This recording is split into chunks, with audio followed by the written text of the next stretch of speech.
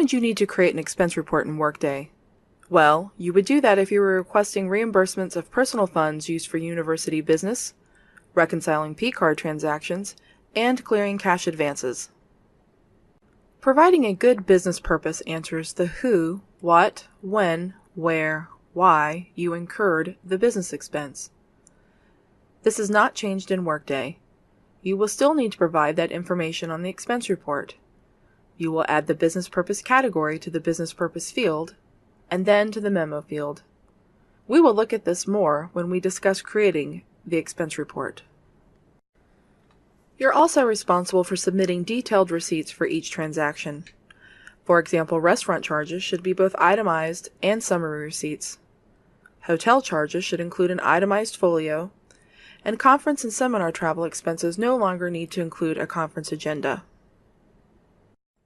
If you're missing a receipt, please contact the merchant for a replacement. If you are unable to obtain a copy, you will need to complete and submit a missing receipt affidavit. The affidavit form can be found on the Financial Services website and must be signed by both you and an approver. The only exception to this requirement is when the transaction is less than $50 and occurred while in travel status. Ima Deacon is back on campus after attending her association conference. She needs to create an expense report including transaction items for airfare, hotel, a meal, and mileage to the airport. Let's see how this is done in Workday.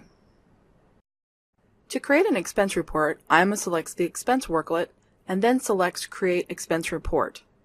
The Create Expense Report window opens and she selects the Creation option for the report.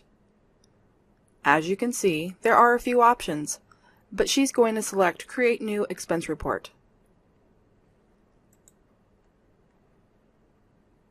The company defaults in with the company associated to the initiator from the HCM record. Next, we see expense report date, and she enters the date of the expenses. The cost center, division, and additional work tags default in with the information associated to the initiator from their HCM record.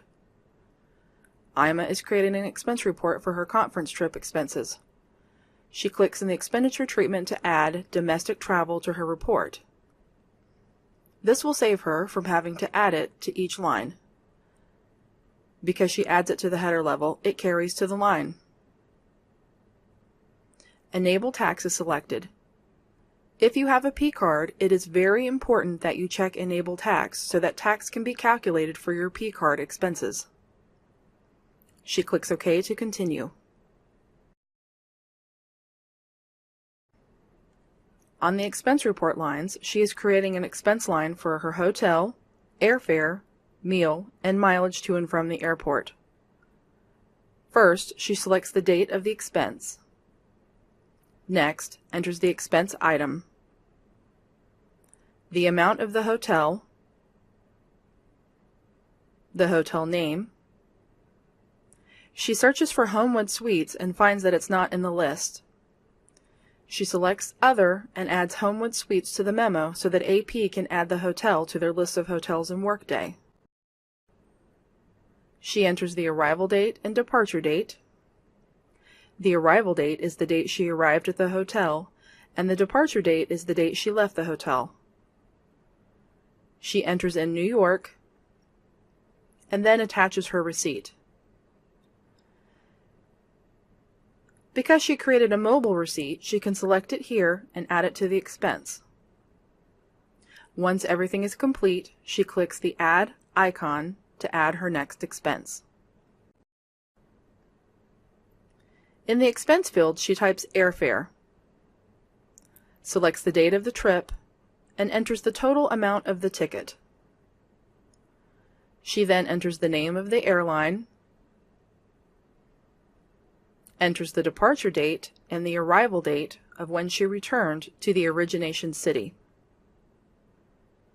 She adds the class of service, origination city, and destination city, and lastly, attaches her receipt.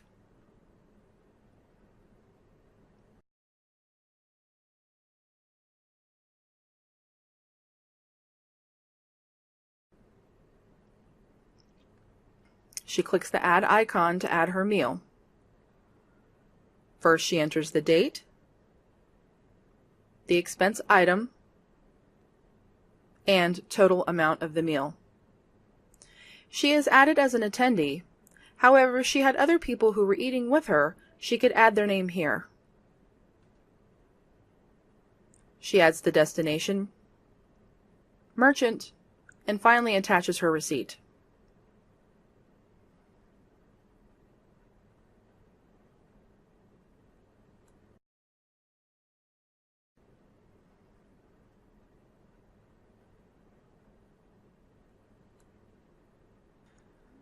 Once again, she selects the Add icon to add the mileage.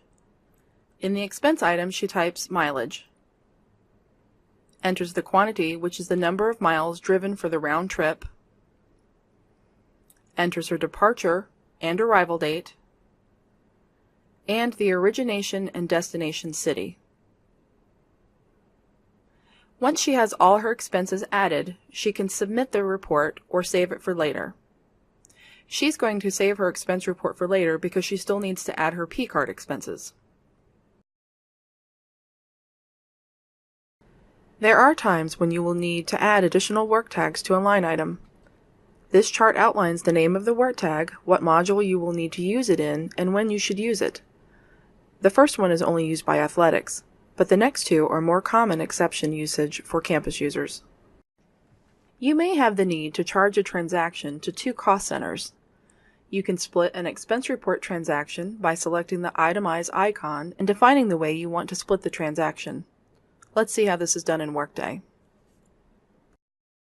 In this example, the expense report line information is entered on the expense report. You can split for multiple cost centers for an item. The steps to complete the split are the same for P-card or non-P-card transactions. In this example, we are splitting dues for a subscription between two cost centers. To add the split, click Itemize. Add the amount that each cost center will pay, and then add the cost center. Once you see that all funds are correctly split, you can select Done, and then click Submit. You have completed expense reports in Workday. Please continue to P-card reconciliation to complete the course.